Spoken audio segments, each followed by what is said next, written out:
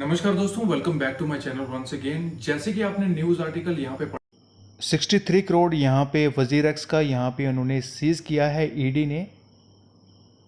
किसके लिए सीज किया है, इसमें मनी लॉन्ड्रिंग का यहाँ पे केस आपको देखने को मिल रहा है कि यहाँ पे ईडी का कहना है कहीं ना कहीं वजीर एक्स ने यहाँ पे मनी लॉन्ड्रिंग यहाँ पे की है।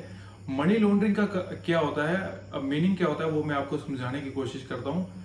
किसी भी कंट्री से पैसा बाहर भेजना इलीगल तरीके से, उसको हम कहते हैं मनी लॉन्ड्रिंग।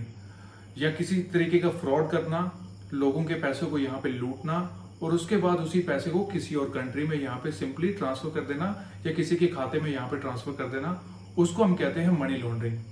तो यहाँ पे पहले मैं मसला बताऊंगा आपको कि वजीर एक्स से क्या मसला हुआ था इंडिया में, तो वो मैं आपको समझाऊंगा। उसके बाद आपको ये बताऊंगा कि कैसे यहाँ पे वजीर एक्स और बाइनेंस दोनों मिलके यहाँ पे इंडिया की जनता को यहाँ पे बेवकूफ बनाने की यहाँ पे कोशिश कर रहे हैं। तो सबसे पहले मैं आपको बता देता हूँ कि ये पूरी कहानी क्या है। तो कहानी कुछ 4 महीने पहले आपने कुछ न्यूज सुनी होगी कि ईडी ने यहाँ पे नोटिस भेजा है वजीर एक्स को। कुछ यहाँ पे चाइनीज एप्स यहाँ पे इंडिया में लॉन्च हुई, जो आपको प्ले स्टोर में देखने को मिल रही थी। वो कुछ तरीके का आपको लोन प्रोवाइड करती थी, कुछ लोन से रिलेटेड यहाँ पे एप्स थी। आप लोगों ने काफी यूज भी की होगी, क्योंकि काफी लोगों ने इसको यूज किया है। काफी क्रिप्टो यहाँ पे जितने भी यूट्यूबर है, क्रिप्टो चैनल के जो जितने भी ओनर हैं, यूट्यूबर हैं, उन्होंने भी इस ऐप्स को यहाँ पे प्रमोट किया। तो कैसे ये ऐप प्रमोट यहाँ पे काम करती थी, उसके बारे में मैं आपको थोड़ा सा यहाँ पे बता देता हूँ। सिंपली कोई भी ऐप होती थी, कोई भी चाइनीज ऐप, उसमें आप लोगों को पैसे यहाँ पे इन्वेस्ट करने होते थे। यानी कि 5,000 इन्वेस्ट किया, 6,000 इन्वेस्ट किया, अलग अलग तरीके के अलग अलग आपको यहाँ पे ऐप्स देखने को मिलती थी। यहाँ पे आपको इन्वेस्टमेंट करनी होती थी और इन्वेस्टमेंट के बाद क्या होता था कि यहाँ पे 10 दिन के बाद आपको यहाँ पे वो क्लेम करते थे कि आपको यहाँ पे 1,000 रुपया मिला करेगा और 10 दिन के बाद आपको 1,000 और मिला करेगा। अगर किसी दोस्त को अगर आप ज्वाइन करवाते हो तो 500 रुपीज और आपके यहाँ पे ऐड हो जाएंगे और उसके बाद उसको सिंपली आप थोड़ी थोड़ी मात्रा में उसको विड्रॉ करते थे। तो ये एक तरह की पिरामिड स्कीम होती है, ऐसे करके पिरामिड बनता है। सबसे टॉप में जो होता है उसको फायदा होता है, नीचे लोग यहाँ पे एकदम से, ये पिरामिड जो स्कीम होती है बड़ी तेजी से यहाँ पे फैलती है। काफी तेजी से ये एप्स इंडिया में फैली और उसके बाद क्या हुआ कि अचानक से 2-3 महीने बाद आपका यहाँ पे विड्रॉल, और यानी कि ये एप्स जो होती थी, कुछ एप्स तो ऐसी थी जो आपको प्ले स्टोर में देखने को मिली, कुछ एप्स ऐसी थी जो प्ले स्टोर में नहीं थी, लेकिन तब भी यहाँ पे कुछ यहाँ पे वेबसाइट वगैरह होती थी और तब भी लोग इसमें इन्वेस्ट करते थे और काफी लोगों ने यहाँ पे फायदा भी बनाया है, पैसा भी बनाया है। लेकिन वो उनकी तादाद सिर्फ 20% के आसपास होगी। जो अब बाकी जो 80% के लोग हैं, यहाँ पे उन्होंने अपना पैसा लूज किया। उसके बाद क्या हुआ कि 2-3 महीने बाद ये एप्स यहाँ पे बंद होगी, ये वेबसाइट यहाँ पे बंद होगी और जितना भी पैसा यहाँ पे उन्होंने कलेक्ट किया था वो जाता है वजीर एक्स के पास। तो जाहिर सी बात है कि अगर आपने वजीर एक्स में यहाँ पे ट्रेडिंग करनी है तो आपका यहाँ पे केवाईसी होना जरूरी है। सब कुछ यहाँ पे केवाईसी हुई। अब उन चाइनीज ने कैसे इस मनी को ट्रांसफर किया, सबसे पहले वो वजीर एक्स में किया। किसके थ्रू किया? जाहिर सी बात है कि इंडियन यूजर ही वहां पे अकाउंट बना सकते हैं। तो या तो कोई फेक आईडीज वगैरह, या तो इंडियन यूजर ही वहां पे अकाउंट बना सकते हैं। तो उनके थ्रू यहाँ पे पैसा वजीर एक्स गया, यहाँ से गया बाइनेंस में और बाइनेंस से वो पैसा चला जाता है सीधा चाइना में। तो ये पूरी कहानी थी। अभी भी आपने देखा होगा टेलीग्राम चैनल पे काफी सारे आपको लोग ऐसे मिलते हैं जो आपको कहते हैं कि हम स्वीडन से हैं, हम अमेरिका से हैं, हम यहाँ पे ब्रिटेन से हैं, कहीं से हैं, और आपको क्या करते हैं, वो आपको कहते हैं कि हम आपको INR सेंड करेंगे आपके अकाउंट में और आपने हमको बदले में यहाँ पे USDT देना है। तो बात ऐसी है कि वो आपको आपके बैंक खाते में यहाँ पे पैसे डालेंगे, रुपीज डालेंगे और बदले में आपसे USDT यहाँ पे लेंगे। आपको वो अपना अकाउंट दे देंगे USDT का, बाइनेंस का, किसी भी एक्सचेंज का, तो बदले में आपसे USDT लेते। तो वो भी आपने देखा होगा टेलीग्राम में। अगर आप इससे वाकिफ है तो आप नीचे कमेंट सेक्शन में बता सकते हो। तो ये सब चीजें हुई तो पैसा यहाँ पे चला गया बाहर। तो इंडिया ने वार्निंग भी दी थी वजीर एक्स को, लेकिन यहाँ पे क्या हुआ कि वजीर एक्स ने यहाँ पे वार्निंग, यहाँ पे ईडी का कहना है कि वजीर एक्स ने हमारे साथ यहाँ पे कोऑपरेट बिल्कुल भी नहीं किया है। तो उसके बाद की कहानी मैं आपको बता देता हूँ। यहाँ पे 2019 का आप यहाँ पे देख सकते हो आर्टिकल, ऑफिशियल वेबसाइट में आपको देखने को मिलेगा बाइनेंस की। यहाँ पे उन्होंने लिखा हुआ है कि हमने जो वजीर एक्स है उसको यहाँ पे एक्वायर कर दिया है। उसके बाद इन्होंने रोड मैप भी शेयर किया कि Q1 में हम क्या क्या करेंगे, Q2 में हम क्या क्या करेंगे, ये सब कुछ आपको देखने को यहाँ पे मिल रहा होगा। तो उसके बाद क्या होता है कि अचानक से आज ईडी की यहाँ पे रेड पड़ती है और उसके बाद जितना भी उनका अमाउंट था 63 करोड़ के आसपास, वो यहाँ पे ईडी यहाँ पे सीज कर देती है। उसके बाद क्या होता है कि जैसे आप अपना ट्विटर खोलते हो, जैसे मैं यहाँ पे ओपन करने की कोशिश कर रहा हूँ, तो जैसे ही आप अपना ट्विटर खोलते हो तो उसके बाद यहाँ पे जो CEO है बाइनेंस के, उसके एकदम से यहाँ पे ट्वीट आना स्टार्ट हो जाते हैं।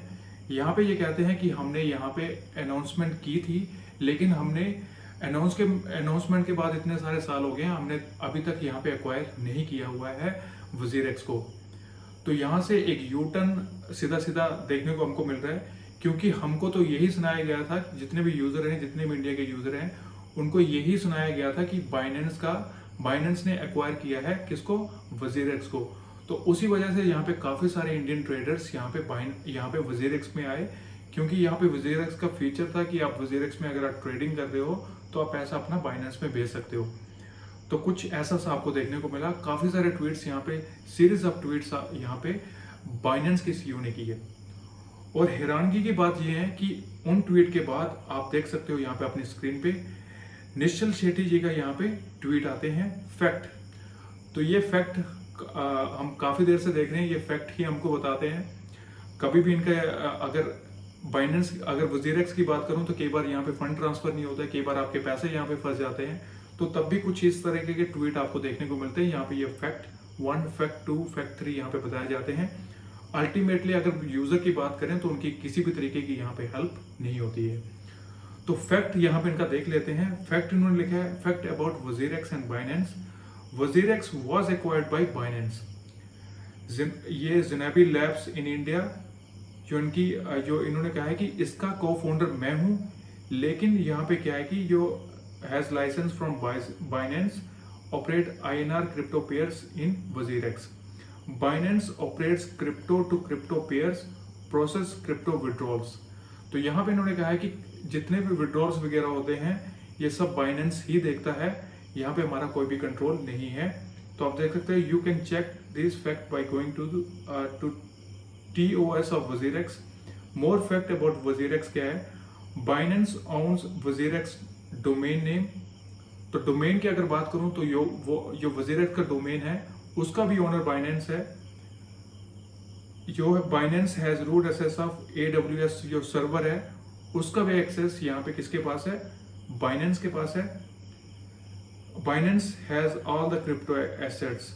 तो यहाँ पे क्या है कि जितने भी क्रिप्टो एसेट्स है उसका भी यहाँ पे कंट्रोल बाइनेंस के पास है। Binance has all the crypto profit. तो जितने भी प्रॉफिट है वो भी यहाँ पे बाइनेंस को जाता है। तो WazirX is still owned by Binance. ये आप इनका ट्वीट देख सकते हो, डोंट कंफ्यूज यहाँ पे Zanmei एंड WazirX। तो यहाँ पे आप देख सकते हो कुछ इस तरीके के ट्वीट हमको यहाँ पे देखने को मिल। तो यहाँ पे क्वेश्चन ये उठता है कि आप इतने बड़ा क्लेम करते हो कि दुनिया की सबसे बड़ी एक्सचेंज है, तो आप विदाउट क्लेमिंग यहाँ पे कैसे, विदाउट एक्वायरिंग आप कैसे क्लेम कर सकते हो कि हमने यहाँ पे एक्वायर किया। और अगर यही था आपने एक्वायर नहीं किया था तो आज तक यहाँ पे अपने यूजर्स को क्यों नहीं आपने बताया, इस बारे में इन्फॉर्म नहीं किया। तो यहाँ पे जितनी गलती यहाँ पे WazirX की है उससे ज्यादा गलती यहाँ पे बाइनेंस की भी है, क्योंकि बाइनेंस एक ब्रांड है जिसको देके यहाँ पे लोगों ने WazirX में इन्वेस्ट करना यहाँ पे स्टार्ट किया था। और साथ में एक चीज और बता दूं, मेरा तो किसी भी तरीके का यहाँ पे अमाउंट WazirX में नहीं आपको देखने को मिलेगा, क्योंकि मैंने काफी सारी वीडियोस में आपको कहा है कि इंडियन एक्सचेंजेस में मैं अपना कोई भी अमाउंट नहीं डालता हूँ। उसके पीछे मैंने काफी रीजंस आपको बताए थे, जितना भी टैक्स का यहाँ पे इशू चल रहा है इंडिया में, तो वो सब कुछ मैंने यहाँ पे बताया था। तो आपको अब करना क्या है कि जैसे आप अपनी क्रिप्टो करेंसीज को डाइवर्सिफाई करके रखते हो, जैसे सारा पैसा एक ही कॉइन में, एक ही टोकन में आप नहीं डालते हो, वैसे आपकी कोशिश होनी चाहिए कि जो आपके एक्सचेंजेस है उसको भी आप डाइवर्सिफाई करें। काफ़ी सारे एक्सचेंजेस के लिंक आपको डिस्क्रिप्शन में मिल जाएंगे जो मैं पर्सनली यूज़ करता हूँ। MEXC ग्लोबल एक्सचेंज है, XT एक्सचेंज है, आपका Gate.io एक्सचेंज है, FTX है, Huobi ग्लोबल है।